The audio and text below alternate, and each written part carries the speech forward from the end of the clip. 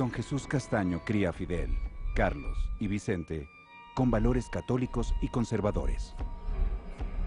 Fidel incursiona en el contrabando y el narcotráfico. Vienen los lujos, los vinos franceses y el gusto por el arte. Fidel era todo un gentleman. Él era de habanos, de coñac. Don Jesús es secuestrado y asesinado por la guerrilla. Los Castaño juran vengarse. La pulsión de la violencia y la pulsión del arte son las mismas. Los hermanos organizan a ganaderos, comerciantes y militares para enfrentar a la guerrilla. El enemigo de tu enemigo es tu amigo. Aniquila a tu enemigo de la forma que sea, si tengas que hacer pactos con el diablo. La Casa Castaño perpetra miles de masacres y asesinatos en su guerra.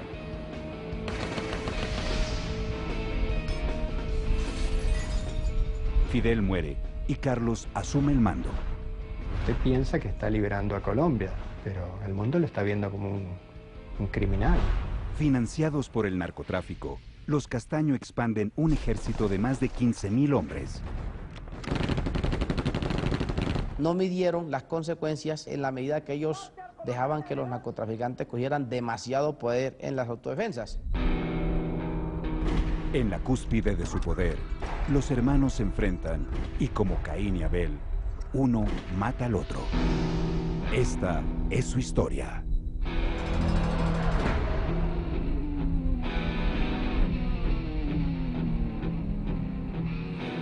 A finales de los años 70, surge con fuerza el tráfico de cocaína desde América del Sur hacia Europa y los Estados Unidos. 80% de la coca que se consume en el mundo es sembrada o procesada en Colombia. Buena parte de esta sale por las playas del departamento de Córdoba y la región de Urabá en Antioquia. Para ningún colombiano es un secreto que Urabá ha sido un círculo permanente de violencia. Ese hálito de violencia que se da aquí también va muy ligado a su posición estratégica para sacar la coca hacia el exterior. Muchas familias víctimas que viven en la zona costanera manifiestan que tenían que dormirse a las 5 de la tarde, porque después de 5 hasta un niño que estuviese en la calle era asesinado. Y luego de esas horas comenzaban a transitar camionetas con esa sustancia hacia el mar, ¿no? Hacia los puertos. En Medellín, capital del departamento de Antioquia y la segunda ciudad más grande de Colombia, se instalan los grandes capos de la droga.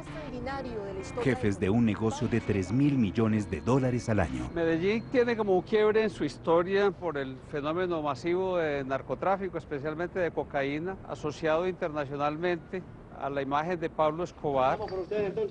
En ese mismo periodo, como un personaje más secundario de toda esta historia, aparece Fidel Castaño.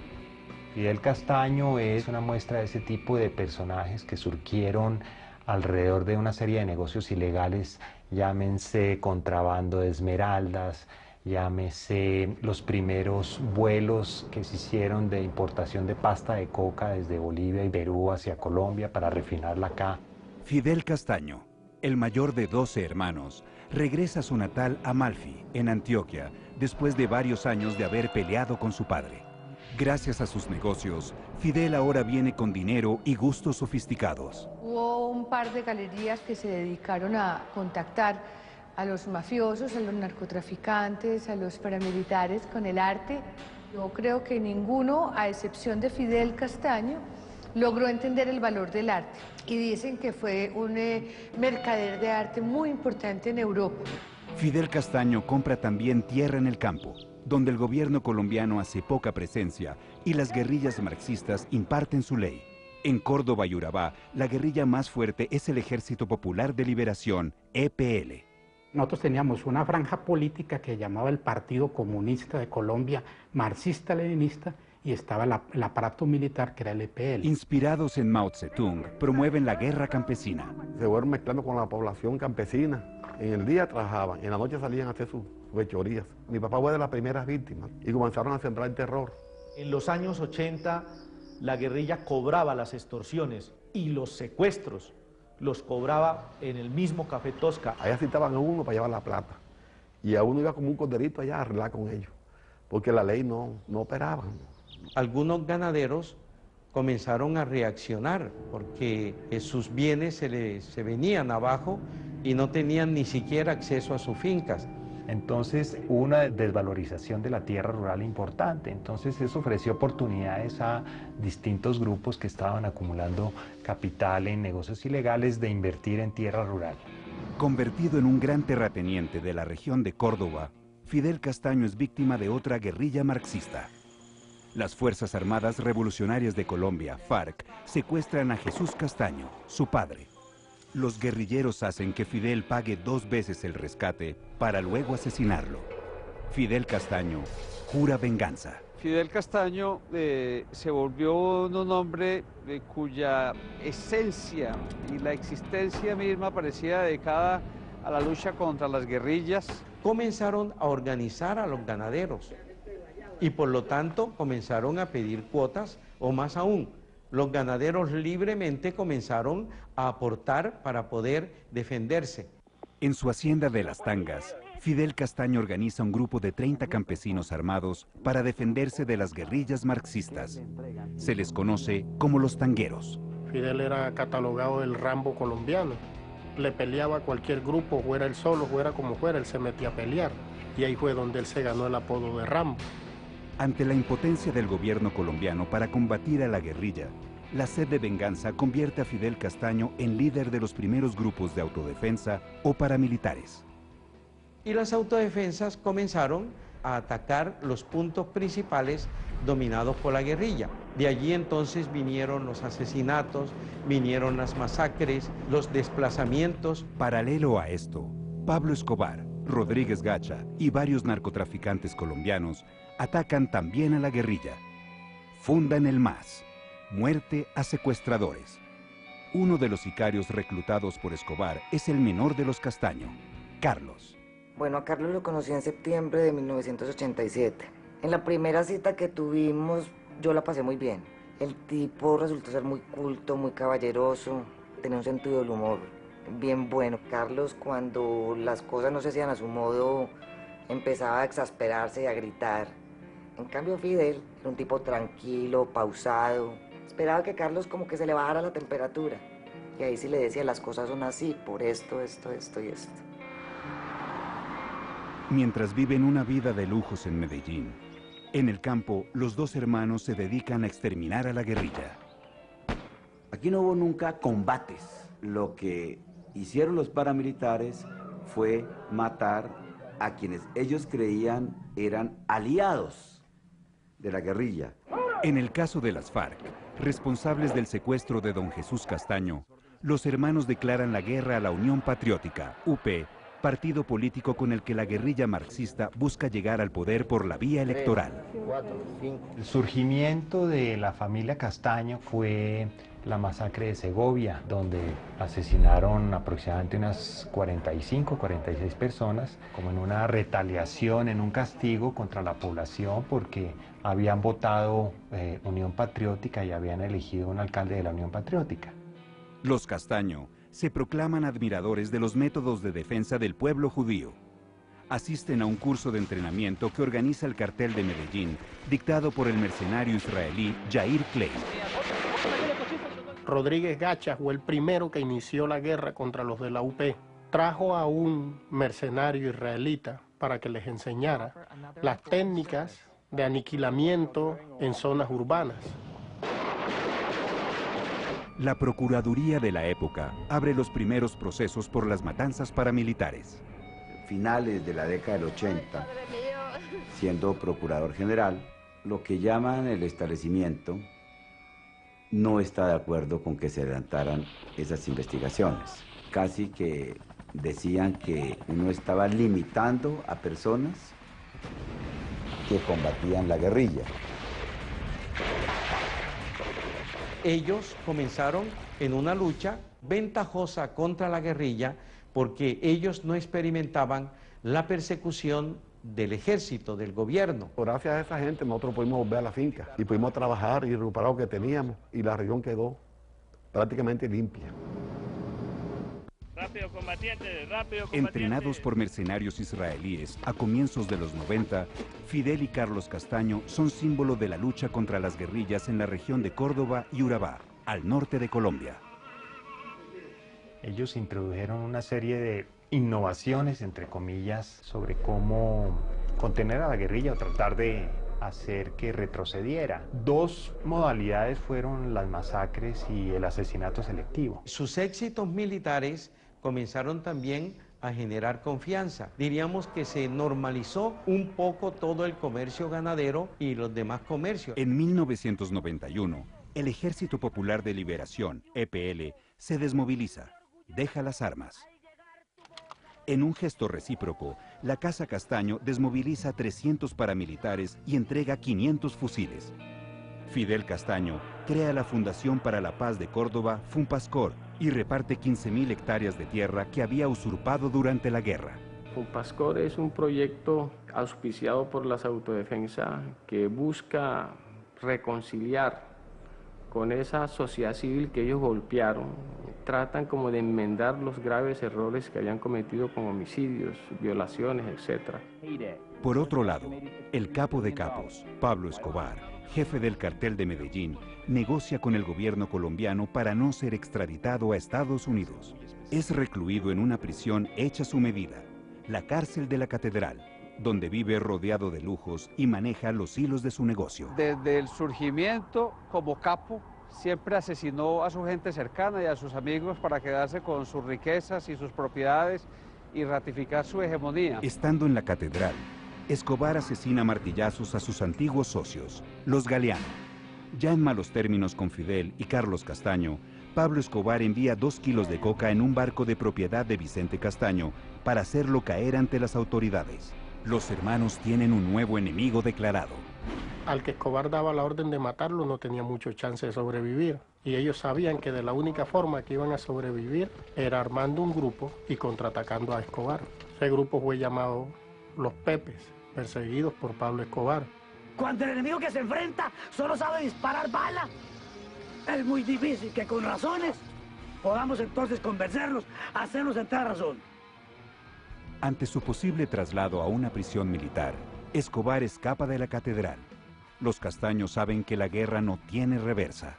Y se reúnen en Medellín con un agente de la DEA que les explica que ellos vienen por parte del gobierno y que ellos quieren atrapar a Pablo. Fidel y Carlos Castaño, junto con Diego Fernando Murillo Bejarano, alias Don Berna, antiguo jefe militar del cartel de Medellín, se convierten en líderes de los Pepes, perseguidos por Pablo Escobar. Me tocó vivir el proceso de toda esa pelea y esos conflictos con Pablo Escobar. Eso fue un proceso muy doloroso para él, porque durante ese tiempo perdió un hermano, perdió una hermana, le mataron a muchos amigos, a muchos de sus escoltas. Después de 14 meses de persecución, Escobar cae abatido en diciembre de 1993. Empieza entonces una puja por controlar la organización que el capo deja. Sectores de narcotráfico estaban creando un corredor desde Magdalena Medio hasta Urabá, que servía para transportar droga del sur del país y para la importación de los insumos para la refinación de la hoja de coca. Habiendo derrotado a Escobar, los hermanos Castaño vuelven a Córdoba y Urabá, dispuestos a recuperar las tierras que habían entregado durante la desmovilización. Amenazan a campesinos y les ofrecen menos de $500 para que salgan de la zona. Los señores de Funpascor comienzan a ofrecerles $1 millón para quien devolviera las escrituras y devolviera las tierras. Mientras los Castaños se toman a sangre y fuego varias zonas estratégicas de Urabá, Francisco Caraballo, comandante del Ejército Popular de Liberación, EPL, que continúa en armas, hace un pacto con la guerrilla de las FARC para castigar a los desmovilizados y entrar a ocupar los territorios que el EPL ha abandonado. Caraballo le plantea a las FARC la necesidad de una ofensiva contra nosotros, con quienes habíamos hecho el pacto y la desmovilización. En marzo de 1994, las FARC llegan al barrio La Chinita y matan a 32 personas, incluyendo a niños y mujeres. No solamente fue La Chinita, fueron infinidades de masacres donde caían de lado y lado, porque el Estado no impidió en ningún momento esa forma en que se fueron enfrentando y más bien poco a poco fue el paramilitarismo dándole oxígeno a algunos desmovilizados para que se integraran a ellos y sobre esa base apoyarse para enfrentar a las FARC. La Casa Castaño crea una escuela donde los exguerrilleros del EPL se convierten en paramilitares. Si un desmovilizado está en su casa y llegan y le asesinan sus hijos o le asesinan su madre porque no lo encuentran a él, yo creo que es muy difícil uno decir cuál será la reacción que toma. Los Castaño fortalecen su organización y se constituyen en las autodefensas campesinas de Córdoba y Urabá, ACU, pero circunstancias confusas dan un giro radical a la historia de los hermanos. La versión que yo tengo es que se encontró efectivamente con un muchacho desmovilizado. Y hubo como una discusión, se conocían y el muchacho sacó y le pegó un tiro. No fue en combate, eso no fue cierto, no hubo ningún combate. Fidel muere en 1994. Carlos esconde la muerte de su hermano y llega incluso a dar una entrevista en su nombre.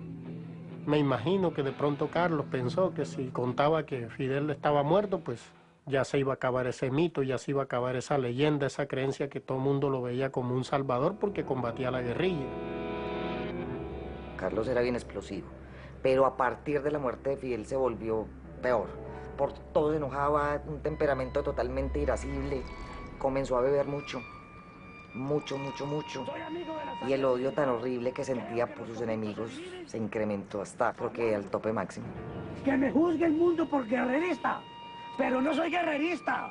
Hoy en día digo, vamos a guerrearla, vamos a pelearla. A mediados de los 90, la Casa Castaño lleva más de una década metida en la guerra contra las guerrillas y contra el capo Pablo Escobar. Fidel Castaño es asesinado.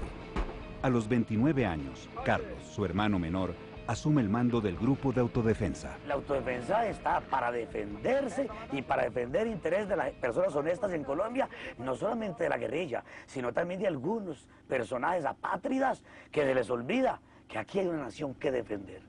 ¡Alumbro! ¡Ahora! Después de la muerte de Fidel, los viajes de Carlos se hicieron larguísimos, más frecuentes. También pasaba mucho tiempo metido en el monte combatiendo. Cuando a mí me dijeron que venía trasladado como comandante de la Brigada 17 de Urabá, créanme que sentí escalofrío, porque para nadie es un secreto que Urabá tiene mucha historia de violencia y de sangre.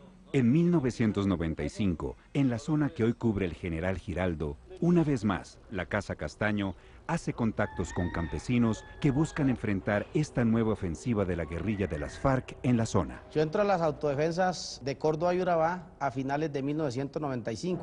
Le expresamos aquella necesidad que nos surgía de que alguien nos ayudara, nos respaldara o nos defendiera de la guerrilla. Rodrigo Doblecero, amigo íntimo de Carlos Castaño y capitán retirado del ejército, es el encargado de formar nuevos combatientes para la SACU en la escuela de la 35. La 35 era una finca que era de propiedad de los Castaños, ahí era donde pernoctaba de manera casi permanente el señor Doblecero, y ahí estábamos, el eje central de entrenamiento de la autodefensa estaba ahí en la 35. Yo llego, pues me acuesto aquí en una cama y al lado mío se acuesta Doblecero. Se acostó con el camuflado puesto, con el fusil aquí, con un pie en el piso y el otro pie encima de la cama. Y yo le dije al otro día por la mañana que porque había dormido así, y me respondió que era que el que tiene enemigos no duerme. Carlos y Doblecero entran en contacto también con ganaderos de la región de Córdoba y Urabá, que han formado pequeños ejércitos para defender sus fincas de la guerrilla. Uno de los más notorios es Salvatore Mancuso. A raíz de la desaparición de Fidel y que Carlos asume la comandancia de sus autodefensas y de la alianza que hacen con Salvatore Mancuso para la creación de las autodefensas campesinas de Córdoba y Urabá, el mismo Carlos es el que le pide a Vicente que lo acompañe.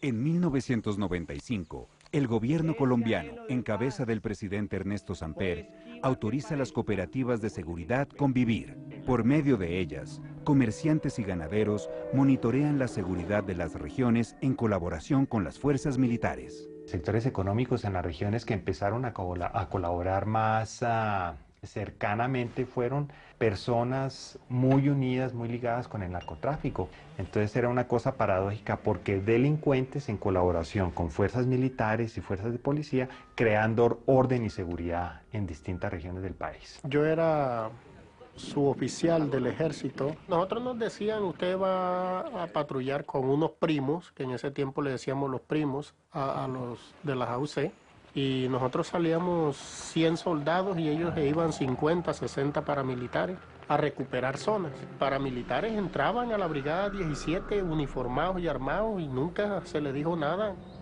Yo llego destinado como segundo comandante de la Brigada 17, su sede es Carepa, en junio del 95. Las FARC estaban siendo desplazadas o su influencia estaba siendo disputada a sangre y fuego por los paramilitares liderados por Castaño. La gran mayoría de los oficiales y suboficiales no veían lo que estaba viendo yo, y era que ese no ver a los paramilitares como un factor deslegitimador y un factor de violencia muy peligroso le quitaba fuerza, verdadera fuerza al ejército.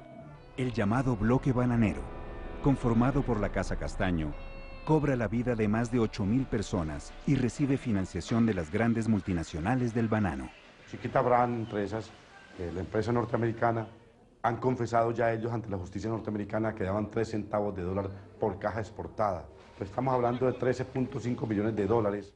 En 1997, Human Rights Watch denuncia que algunas Convivir son manejadas por paramilitares.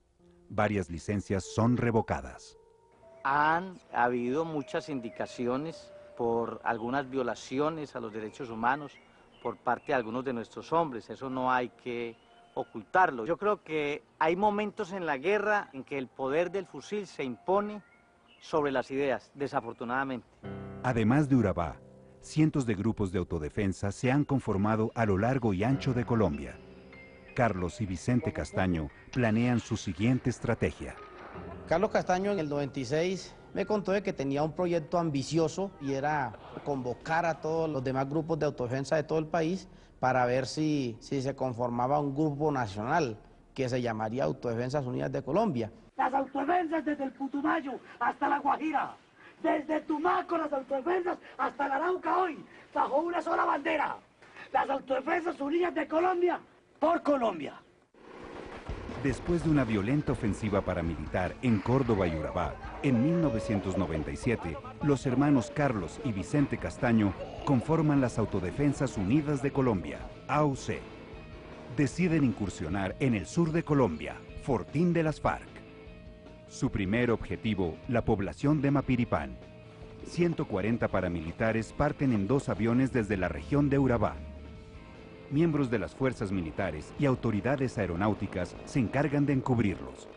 La impunidad da pie a una de las masacres más aterradoras de los últimos años en Colombia. A través de la masacre que se hizo en Mapiripán, lo que se buscaba era, en la guerrilla y sus colaboradores, aterrorizarlos de tal manera que el que estuviera por ahí cerquita y fuera colaborador de guerrilla, tuviera que irse de la región de una vez. La masacre comienza el 15 de julio de 1997. Y durante 5 días, los paramilitares imponen el terror. Más de 50 personas son asesinadas con crueldad y sevicia. Para la fecha, Gómez Méndez es ahora fiscal general de la nación. Y yo comienzo a pedir al ejército ayuda para que los fiscales pudieran penetrar. Y pasaban los días y la ayuda no llegaba. Hasta que yo llamé al presidente Samper y le dije: están obstaculizando la investigación. Mapiripán lanza la escena nacional a los hermanos Castaño. Y empezaron a recibir llamados de grupos de ganaderos, grupos de comerciantes en distintas regiones del país que estaban siendo amenazados por extorsión, por secuestro de la guerrilla. Los comandantes acumulan tierra por toda Colombia al convertirse en dueños de los territorios que liberan de la guerrilla. Vicente, escuché decir algún día que era la persona que tenía más tierra en este país, y escuché decir que tenía alrededor de 1.500 fincas. Toda la tierra obviamente no era bien adquirida, pero era el fruto de una guerra.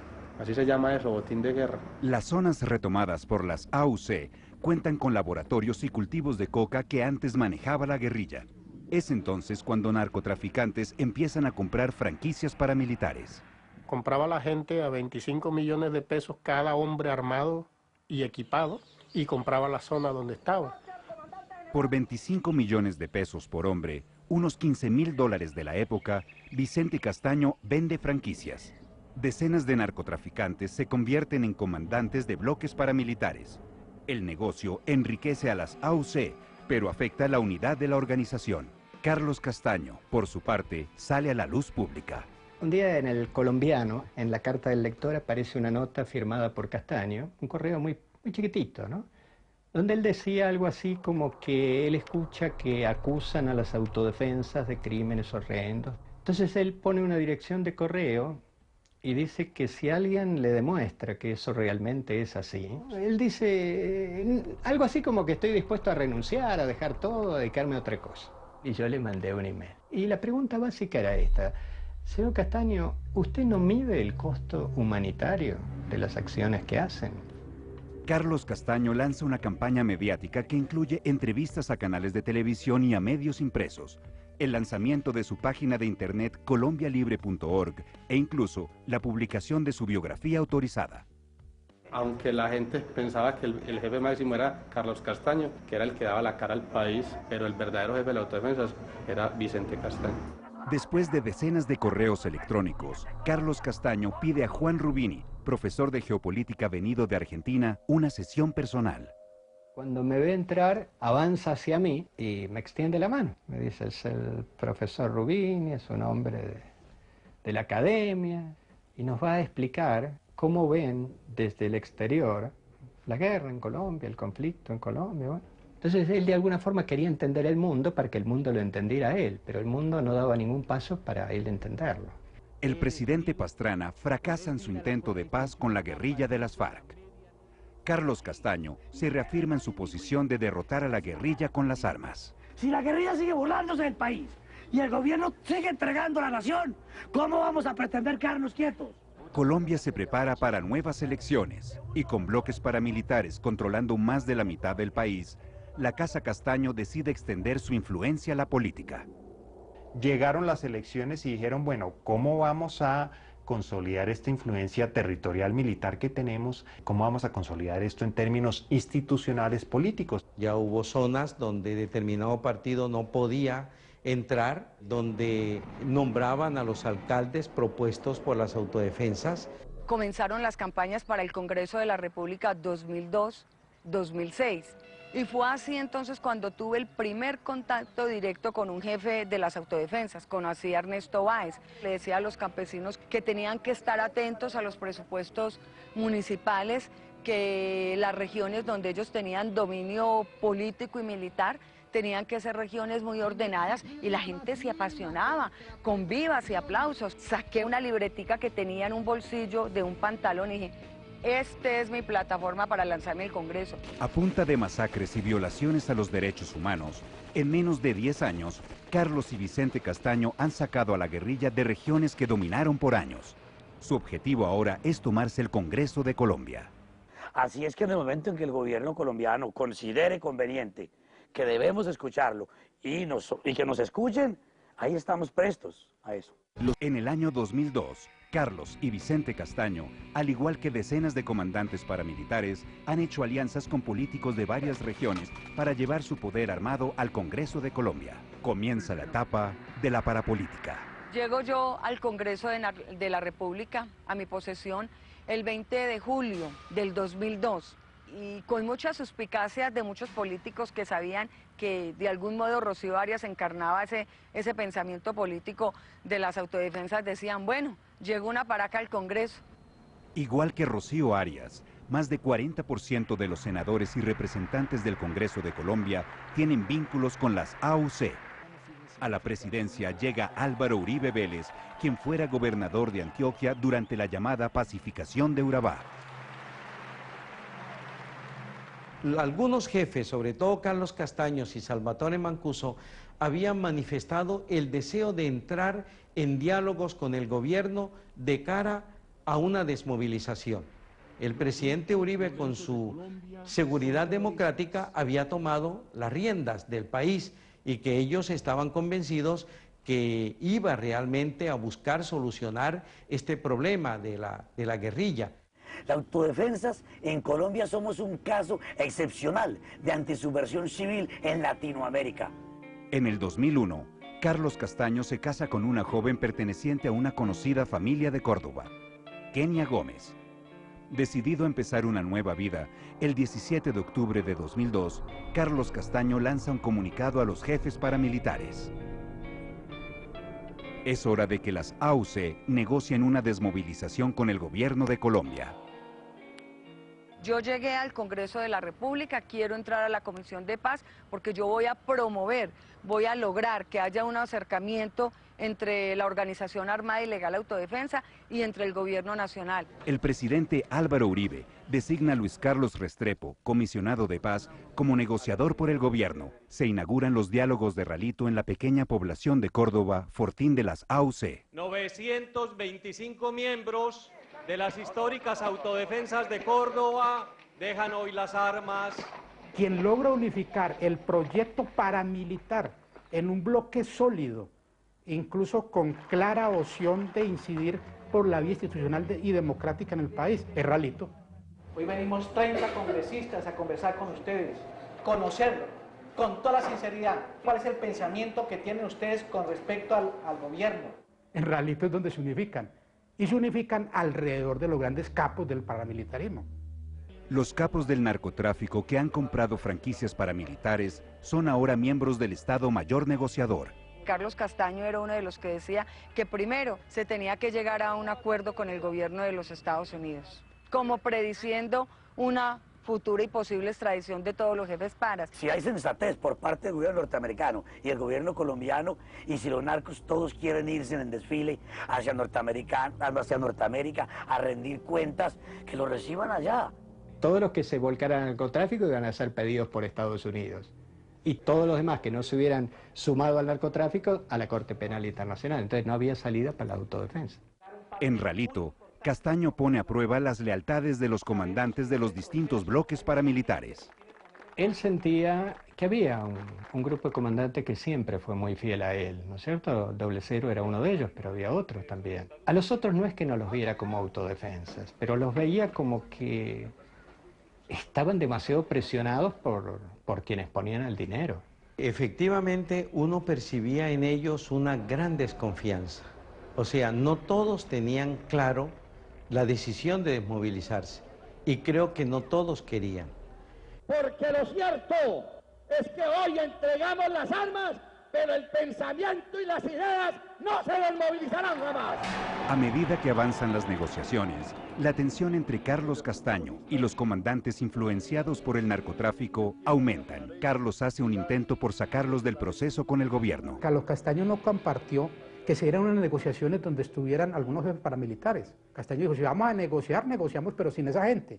A los problemas con la organización se suma el nacimiento de su hija con un desorden genético conocido como el cri du chat, o maullido de gato. Él ya no quería hablar del proceso, estaba totalmente dedicado a investigar en internet, me llegaron a mí algunas cosas y yo lo ayudaba a buscar genetistas en el mundo por internet, a ver ese cri du chat que era. Con Carlos Castaño debilitado, los comandantes que responden a los intereses del narcotráfico se reúnen con Doble Cero, que se niega a entrar en una negociación.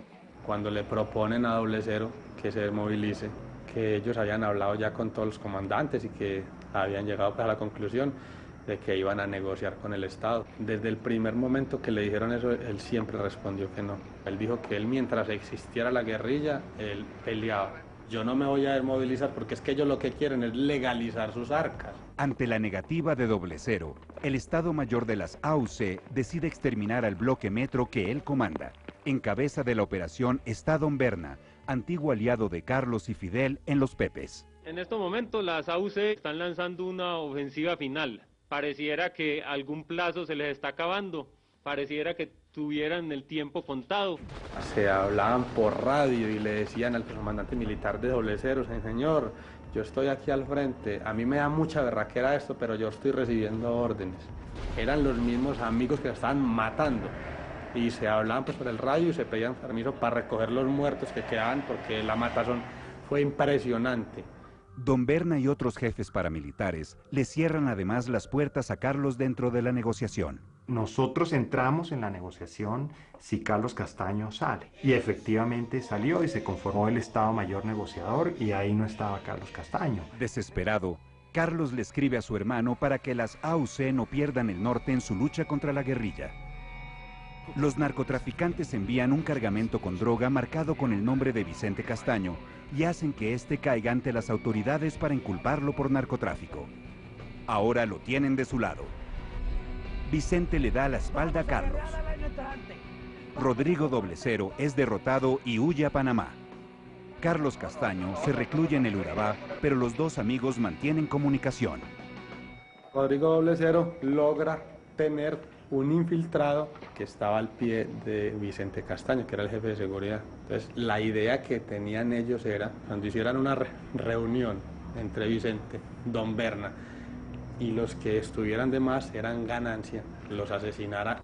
El atentado planeado por Carlos y por Doblecero prende las alarmas de Vicente. Don Berna y el resto de los jefes paramilitares se reúnen y toman una decisión radical con respecto a Carlos Castaño. De esos mismos narcotraficantes que habían visto en él una palanca de negociación con el Estado, descubren que él, en su proceso de ruptura, está tan dispuesto a renunciar radicalmente a los narcotraficantes y al narcotráfico que deciden asesinarlo. Posiblemente desconociendo su suerte, Carlos continúa enfrentando a los narcos que se han tomado las AUC. Fue por eso que envió un comunicado, yo mismo lo leí allá en la mesa de negociación, donde él en unos puntos pues decía que por favor ninguno que tuviera vínculo con el narcotráfico directamente participara del proceso. El hecho es que después de leer ese comunicado, al día siguiente, Carlos Castaño fue asesinado. A sus 38 años, Carlos muere asesinado. Es que uno no se acostumbra a ver morir. No en un combate con la guerrilla de las FARC. Y si ocasionalmente fui su comandante guerrillero, seguramente lo vamos de baja. Ni a manos de sus enemigos. Mi papel era hacerles saber a los narcotraficantes que más temprano que tarde la lucha de la autodefensa tendrá que llegar al narcotráfico. Como Caín y Abel, es su hermano Vicente quien está detrás de su fin. Las Autodefensas Unidas de Colombia, AUC, controlan gran parte del Congreso de Colombia. Su líder natural, Carlos Castaño, ha sido asesinado por su propio hermano. Y capos del narcotráfico se hacen pasar por comandantes paramilitares para negociar con el gobierno. Yo mismo lancé un pronunciamiento muy serio, porque yo no sabía quién lo había matado. Me parecía muy sospechoso que después de un comunicado de esta naturaleza, él hubiese sido asesinado. El proceso entra en crisis, pero Rocío Arias y otros políticos cercanos a las AUC le plantean una propuesta al comisionado de paz Luis Carlos Restrepo. Dijimos, esa es la propuesta, vamos a hablar con el comisionado de paz y vamos a proponerle al gobierno la importancia de que los jefes paras le den la cara al país. Finalmente se logró convencer a todos los jefes, la mayoría dijeron, vamos al Congreso de la República. El 31 de julio de 2004, Salvatore Mancuso asiste al Congreso de Colombia en compañía de otros jefes paramilitares.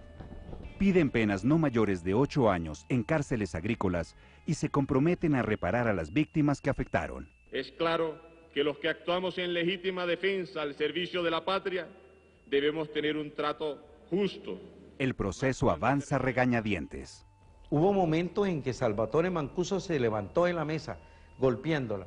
Hubo un momento en que a las 8 de la noche yo tuve que intervenir porque la decisión en labios de Ernesto Báez es que ellos se volvían al monte. En junio de 2005, Vicente Castaño da su primera entrevista. Después de soportar además silenciosamente la desaparición de los seres queridos, fui llamado por clamor familiar para tomar las riendas de unas autodefensas que tenían que ser reconstruidas. Además de reconocer su papel en la expansión de las AUC, afirma no haber matado a su hermano Carlos. Para él, su hermano menor está desaparecido. Vicente siempre fue un hombre extremadamente callado, un hombre supremamente inteligente. Él era un hombre muy comprometido con la negociación, era un hombre muy comprometido, pero un hombre con muchas dudas. Los restos de Carlos Castaño son encontrados en Valencia, Córdoba, cerca de una finca de su propiedad. Dijeron que habían encontrado unos restos y que todo parecía indicar que eran los restos de Carlos. El corazón me dijo que sí, o sea, no sé. Así fue que me enteré. Vicente se desmoviliza oficialmente el mismo mes de septiembre, pero cuando el gobierno decide trasladar a 59 jefes paramilitares a la cárcel de máxima seguridad de Itagüí, cerca a Medellín, el último de los Castaño vuelve a la ilegalidad. Vicente decidió no entregarse. Me imagino que los jefes paras que se entregaron en Itagüí dijeron, bueno, este señor va a empezar a reorganizar una serie de fuerzas que están todavía, que no se desmovilizaron en las regiones, va a adquirir un poder impresionante y nos va a quitar toda base de negociación. Y me imagino que hicieron un pacto, decidieron asesinarlo. Vicente es el tercero de los Castaño que desaparece. Meses más tarde, uno de sus lugartenientes reconoce haber matado a Carlos por orden de Vicente. La revista Semana, apoyada en documentos secretos de jefes paramilitares, destapa el verdadero alcance de la parapolítica. Colombia observa aterrada cómo las autodefensas lograron tomarse el Estado. Decenas de políticos que pactaron con las AUC deben renunciar al Congreso y en muchos casos son encarcelados. Rocío Arias es una de las primeras. Yo empeñé mi vida, no cometí ningún ilícito, por el contrario, acerqué. Y hice posible que más de 40.000 hombres que portaban armas, que asesinaban, que delinquían, que se habían tomado una región, que habían creado un paraestado dentro de un estado permisivo, se desarmaran. Algunas multinacionales bananeras reconocen los aportes que hicieron a los grupos paramilitares, pero su castigo en nada contribuye a reparar el daño causado. Hicieron un acuerdo con la justicia norteamericana como si fuera un error administrativo, que se equivocaron, le dieron dinero a una organización ilegal, porque es que aquí hay más de 8.000 muertos en la región de Urabá, 8.000 víctimas que murieron con la financiación de lo que esas empresas hicieron.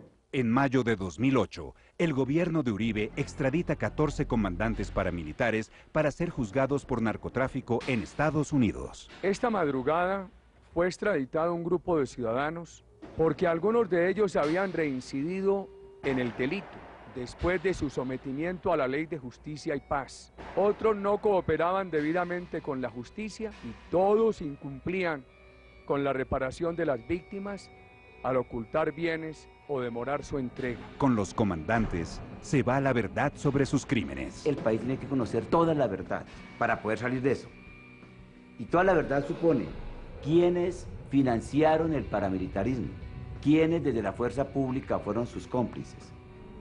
Fidel, Carlos y Vicente Castaño caen víctimas de la guerra que promovieron con tanta convicción. El deseo de venganza que cultivaron contra los asesinos de su padre los llevó a excederse en crueldad y sevicia. La droga que los hizo poderosos se encargó también de acabarlos. Cuando un hermano mata a otro hermano, es poca la esperanza que se puede tener. La historia de los hermanos Castaño es un espejo aterrador de la historia de Colombia.